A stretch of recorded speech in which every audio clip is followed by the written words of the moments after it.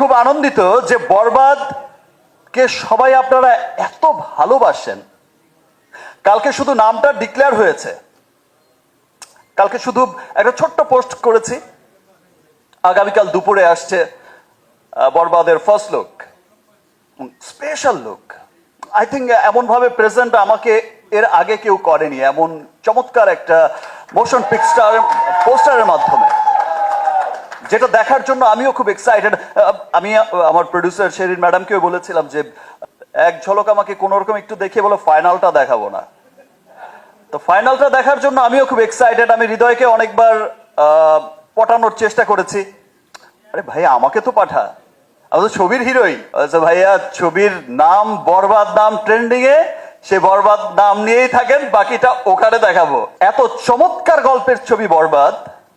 এবং আমি যখন জিজ্ঞেস করেছি যে তোমার কি প্রডিউসার আছে, মানে ফাইন্যান্সার আছে নাকি আমি দেব, বললো যে ভাইয়া আমি আপনাকে এইটুকু বলতে পারি, আপনার এ যাবৎ ক্যারিয়ারের যত সিনেমা হয়েছে তার চাইতেও যদি বড় বাজেটের সিনেমা না করতে পারি তাহলে আপনি আমার সিনেমা করবেন না। বিকজ আমার বরবাদ সিনেমাটার আপনি নিশ্চয়ই বুঝেছেন যে এটার স্কেলটা কত বড়, লার্জার স্কেলের একটা সিনেমা। আমার বিশ্বাস যে আজকে আমি বিগত যত সিনেমাই করেছি সব তুফানে উড়িয়ে দিয়েছি, আগামীতে তছনছ হবে।